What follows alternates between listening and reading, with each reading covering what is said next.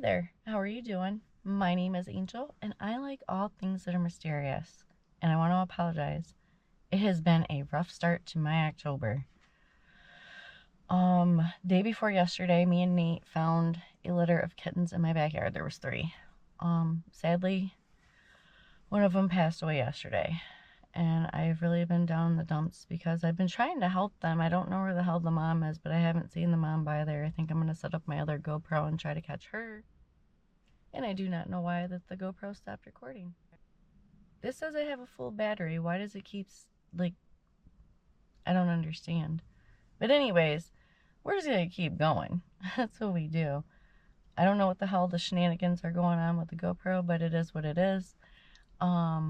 I'm just going to pick up where we left off at.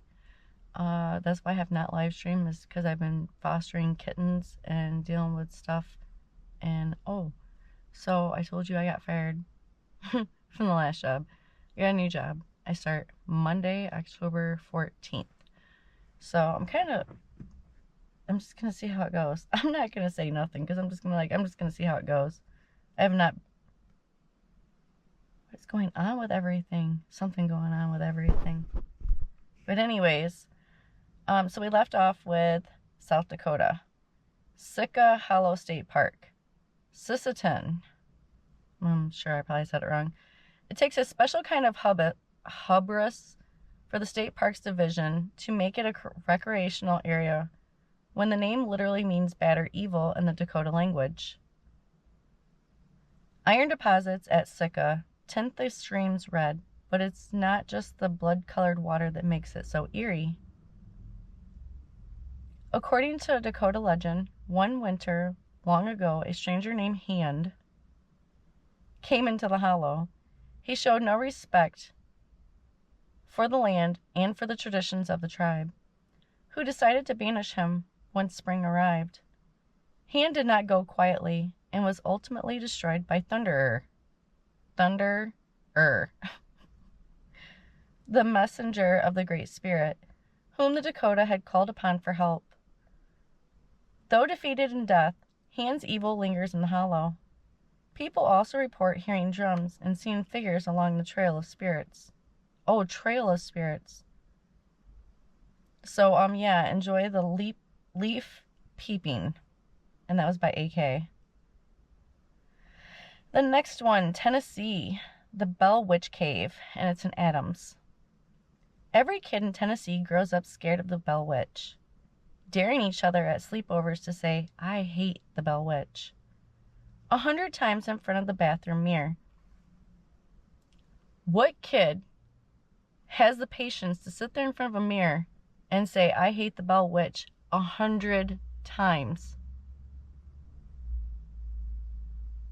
Not no kids I know. I can't even get my daughter to sit down for 100 seconds, barely. Anyways, 100 times in front of the bathroom mirror to summon her malevolent spirit.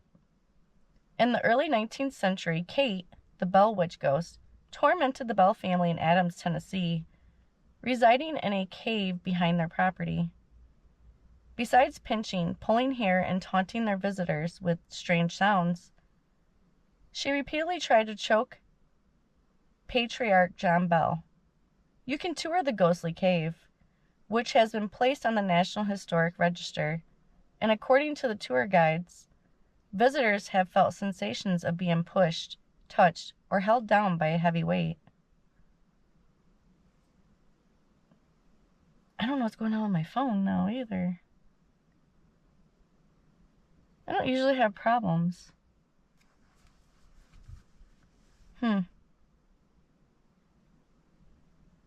should have known it was going to crash. And this ain't even that other website. We were in Tennessee.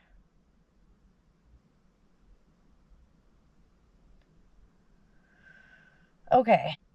And according to the tour guides, visitors have felt sensations of being pushed, touched, or held down by a heavy weight. The famous haunting even spooked Andrew Jackson when he visited. By the eternal, I saw nothing, but I heard enough to convince me that I'd rather fight the British than to deal with this torment they call the Bell Witch. And that was by Chris Chamberlain.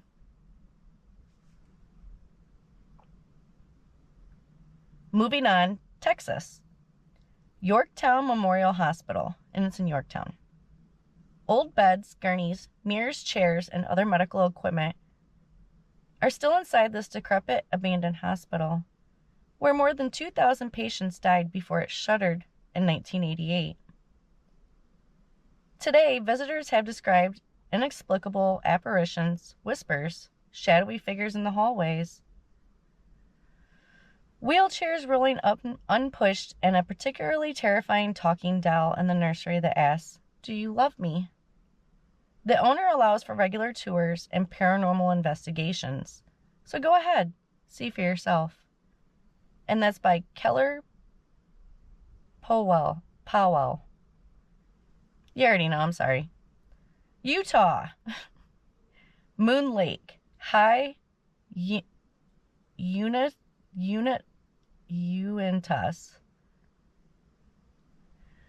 I'm sure I said that wrong. If you go to a place like Utah's Mountain Meadows massacre site, you shouldn't be too surprised when you hear the voices of the 100+ people slain by the militia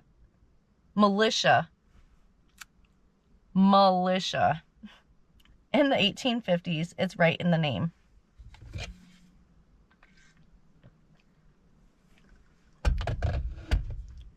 But imagine you found a great lakeside campsite in one of the Uintas Mountains. A serene patch of mountain bliss in a state loaded with natural beauty. Suddenly, you're confronted by a young, dripping, shivering girl with bluish skin, looking for help. Then, as you panic, she suddenly disappears in broad daylight.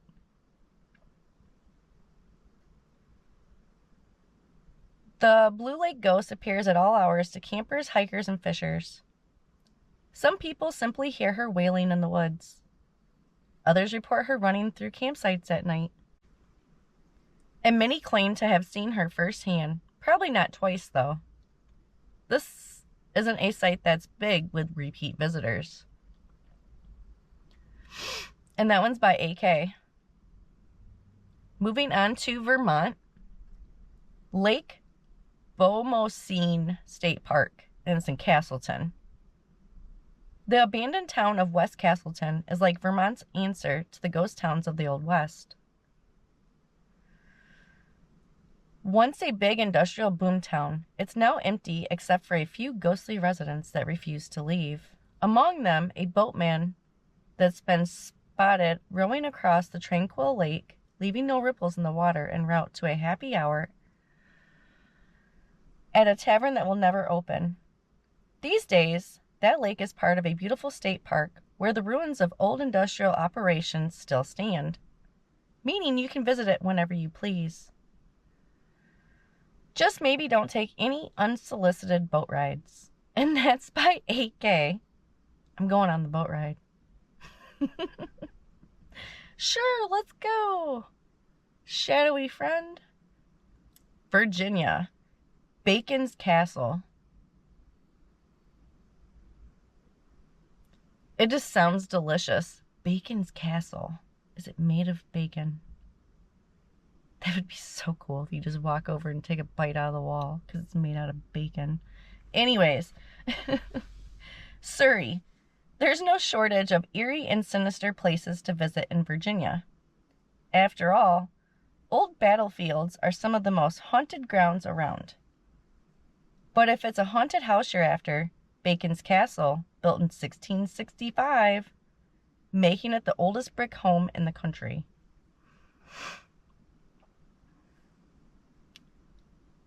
People have reported encountering disembodied voices and wails, floating heads, books flying off shelves, rockers rocking on their own, and unwanted visitors being pushed around.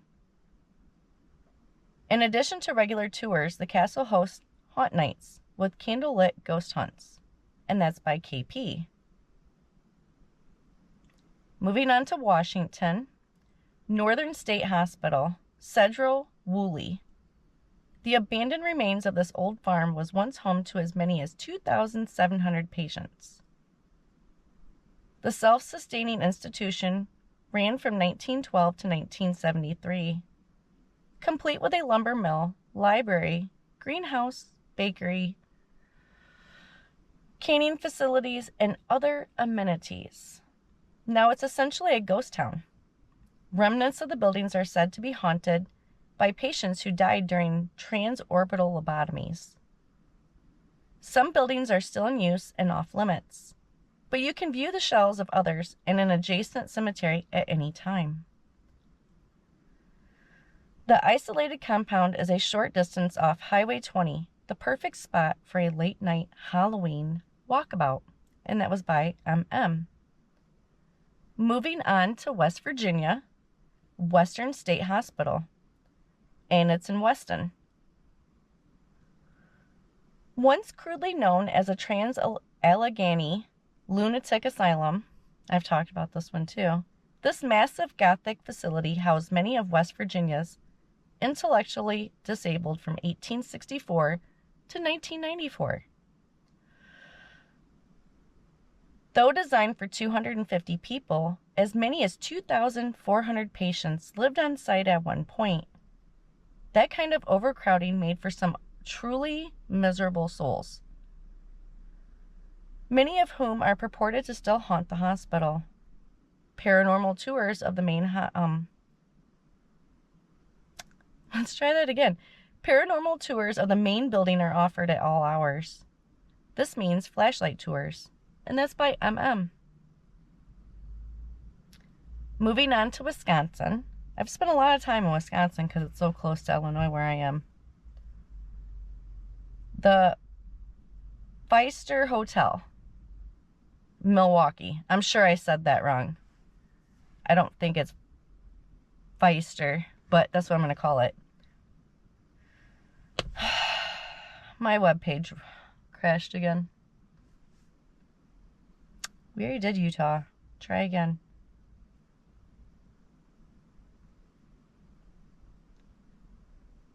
Bum, bum, bum. Okay, Wisconsin. The Pfister is among Milwaukee's finest hotels. Yet many visitors, particularly MLB players, are so creeped out that they're willing to sacrifice the luxury if it means they don't have unwanted roommates. So many MLB players have complained about ghostly encounters, strange knocking and pounding noises, TVs turning on and off, their belongings inexplicably moved, that many now refuse to stay there. Of course, you can book yourself a room and hope for apparitions, but if you just want to visit, you won't look odd sipping on a Bloody Mary in the lobby lounge. And that's by LM. Moving on to Wyoming. Wyoming Frontier Prison, Rawlings. You know, I still sound like garbage, and I'm really sorry. Let me take this earbud out too. I think that helps. I still sound like crap. I'm still trying to get over this cold. It's now been, I don't even know how long. It was like 2 weeks or something. It would have been 2 weeks on Saturday. So, anyways, Wyoming's first state penitentiary was about as miserable as you'd expect a stone prison on a cold, whistling prairie to be. It didn't have hot water until 1978. It did have something called the punishment pole, to which prisoners were handcuffed, then whipped with rubber hoses. It's been closed since 1981, but guided tours allow you to get up close and personal with the death house, which housed inmates on death row, the gas chamber, and offices left exactly as they were.